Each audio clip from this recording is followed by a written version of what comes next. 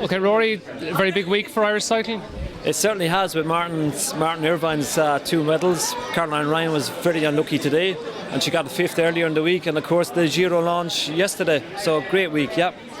Can you talk about the significance of Martyn's result? I mean, it's been over 100 years since a gold medal on the track. It has been, yeah. I can't state the significance. It's absolutely out of this world. I mean, like Martyn, personally, for Martyn, it's a huge achievement. Martyn obviously had a disappointment at London. He's come back from that, and I think it's just reward for Martyn on a personal basis, for the commitment, the perseverance he's put in over the years.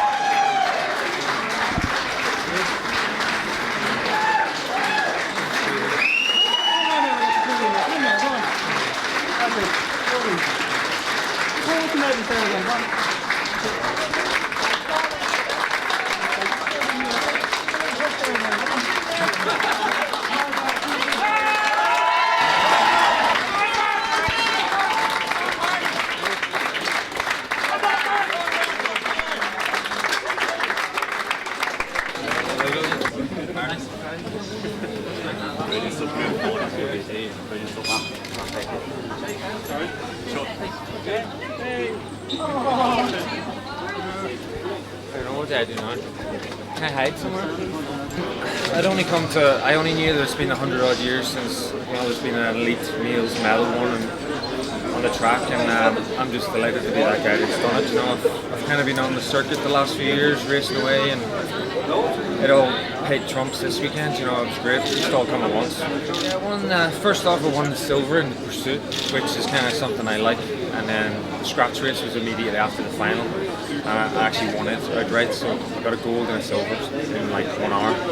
So it was a nice day's work. I wasn't expecting this, but I'll stick to my normal plan. I've got the road as a big focus this year with the United Healthcare team. I'm off to Asia here in 2 weeks, racing away, and I'll just get back into the game and try and get fit on the road and try and, you never know, replicate some good rides on the road. Martyn, fantastic, well done. Did you have any idea this was in store? Definitely not. It's one of those things you dream about, but you talk yourself out of it, so it's nice to actually finish the job off and get it done. You had 2 silvers in World Cups a couple of months ago, so what were your expectations going over to the Worlds? A podium, I mean, I knew you had the legs to be on the podium, but I never dreamt of winning it outright, especially you kind of know where you are in the pursuit, and I knew it would be hard to win, but the scratch is a lottery, and it's just a bonus, and I don't know how I had the legs, but they were there somewhere, so unbelievable. You did it the hard way. I mean, you were second in the individual pursuit final, then you had the prize giving, and then you had the scratch race. So did you feel rough at the initial laps of that? I mean, I got off the pursuit final thinking I'll just go home now. Like, my legs were hollow, and I don't know how I did it, to be honest. I just maybe warmed up or something, I don't know. But when I got going on the scratch, I kind of settled in, and I had one move, and it worked. Do you think that helped you in a way? I mean, it would have forced you to maybe ride conservatively in the first half of the race and potentially have more at the end? I never do ride conservatively in them things. I just kind of go full gas, and maybe at the start it tempered me a bit, but I just rode it it wasn't as aggressive as usual, but I think maybe I'm learning a bit more that way. Maybe I should be doing that more often. What's it been like since then? I mean, you were on the podium, you were shaking your head a lot. I mean, obviously there's a disbelief. So how have the last 24 hours been? I must look like a nutter, because I'm just chuckling to myself in the corner. Like, it just hits me every now and then, just laughing at the fact, because this doesn't happen to me normally. I sneak in here and disappear off in a taxi somewhere. So, but just disbelief. I don't know. It doesn't hit me. How important is this for your confidence? Yeah, I mean, it has to help. I think, it'd be hard to talk myself out of this one, but I don't know, I'll find a way, no doubt. But I mean, it's great to know that, pursuit times are coming close to the world level, and I can race with the best, so it's, I mean, I'd be stupid not to take the hint, like that I'm world class now. So Finally, what's the plan the months ahead? get road legs.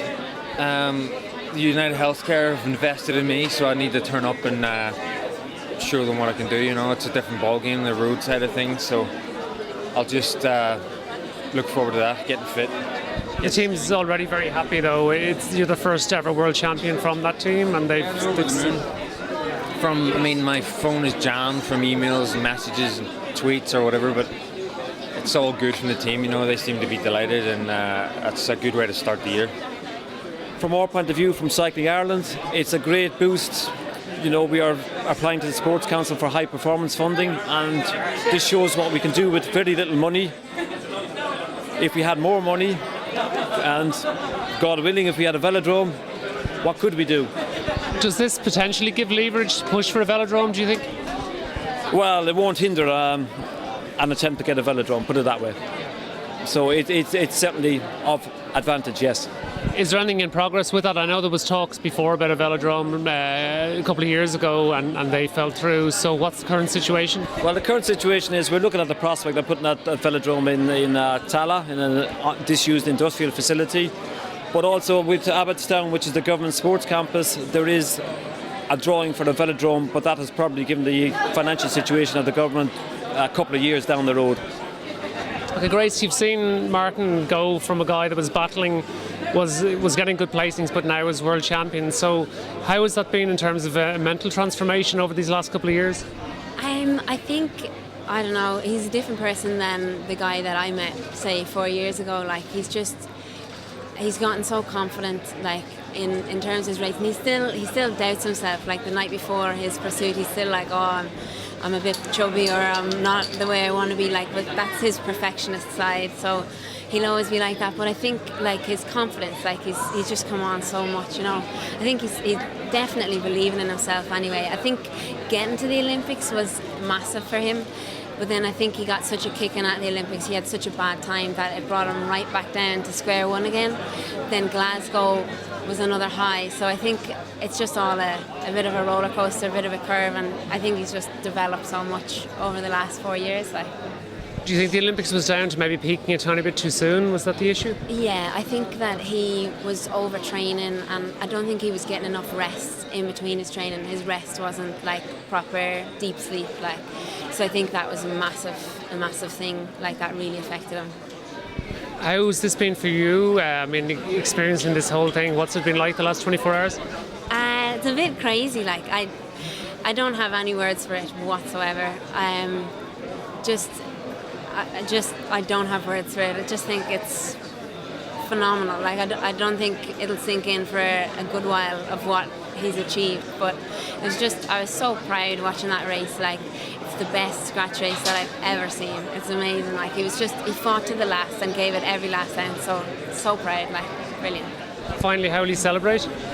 Oh, I think we'll just like lock the doors and chill out, catch up, have a chat, watch some TV, watch a couple of James Bond films and light the fire. Maybe a beer.